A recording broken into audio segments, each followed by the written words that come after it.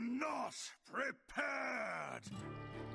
Welcome to another top 5 with Crystal 5, guys. Today I'm gonna give you 5 decks I think are gonna be great after the nerfs happen. Spoiler alert, it's not gonna be a deck with Rakara. But yeah, the nerfs should really shake up things a little bit, and Roguestone should definitely get toned down. Sorry about my voice, I think I'm coming down with the flu or something. But yeah, if you enjoyed the video, a like and subscribe would really help. Now let's check out the first deck. For good or bad, I think Questhand Warlock will be back at the top again. This deck used to be decent against Tempo Rogue, but it really got demolished by Poison Rogue as well as Mozaki Mage, and with those two toned down a lot, that probably means that Warlock is gonna rise in popularity once more. This particular version runs 2 Cult Neophytes and 1 Altar of Fire, but these cards are definitely flex picks, and you could include whatever you feel like, including Mortal Coil, or Full Blown Evil, or something else, depending on what you feel the meta requires for you. Altar of Fire is a great way to counter some combo decks, but you also remove your cards faster so you can get down to 10 cards faster too. So that way your Baron Scavenger becomes 1 mana, as well as Blood Shard starts healing you nicely. Other than that, the deck is pretty standard, aside from us having the new Dreadlich Tamsin, but she's a no-brainer basically. Even though you have to be smart when you actually play her, because if you want to be completing your quest faster, this is gonna be holding you back. Matchup-wise, Libram Paladin is not gonna be too hot for you, as well as Face Hunter. And also Boner OTK Shaman is not your best matchup, because they tend to complete their quest faster, and they also control the board nicely. For the mulligan, when going first, this is what the situation looks like,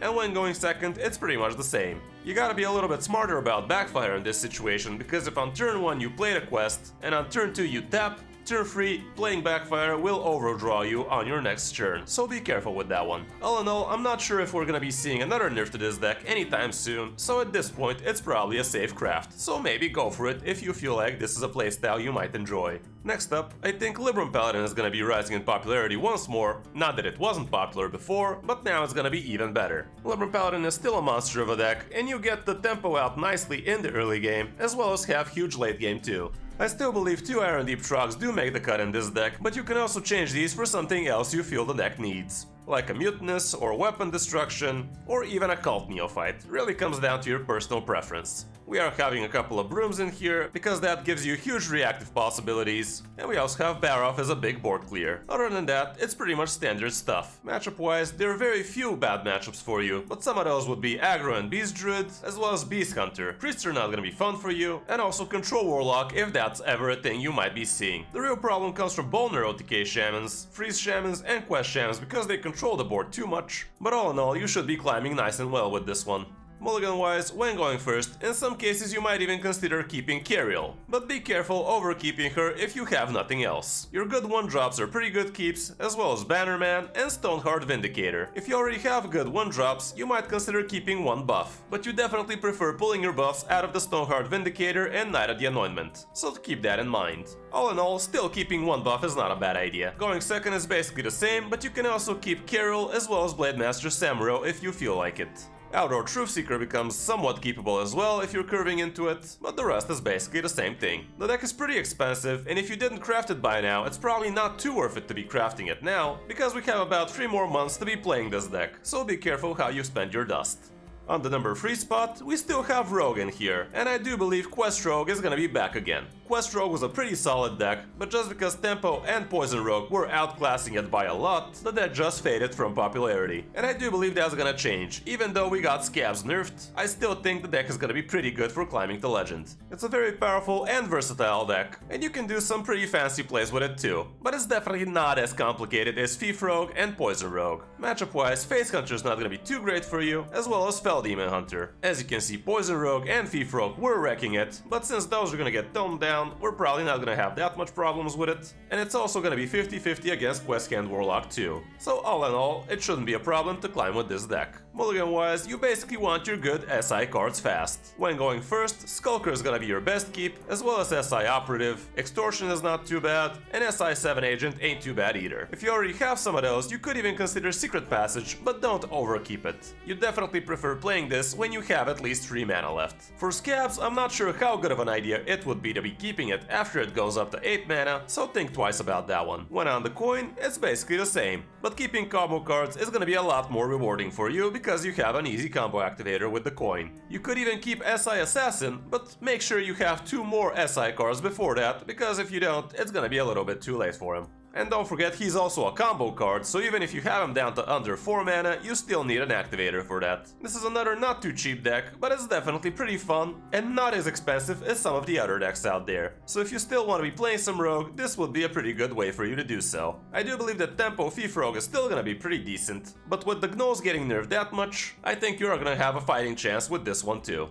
Next up, I think Beast Druid is also gonna be a pretty good way for you to be climbing ranks. This version of Druid utilizes these 2 beasts at the bottom, and you have all sorts of way of discounting them all the way down to 0 as soon as turn 4 or 5. And that is a great way for you to be doubling them up with your Oracle of Elune. We also have Guff, which is one of the best hero cards out there, and it gives you some late game potential too. And don't forget, you can also use Oracle of Elune with your big Ivas, especially if you ramped a little with Wildfart Guff already. We also have Moonlit Guidance, which gives you extra chances of drawing your 0 mana beasts, and that gives you extra copies of them too. You also have Composting for a ton of card draw, and we also have Speaker Gidra as well as Kazakus in here. These 2 are definitely flex picks, so if you don't have him, don't worry about him. Just swap him out for something like a Solar Eclipse, and that way you might even be sneaking Lethals with doubled Arbor up. For the matchups, Questcan Warlock seems to be not such a great matchup, but you definitely have a fighting chance because even though they do have a lot of board wipes, you have a lot of board refills.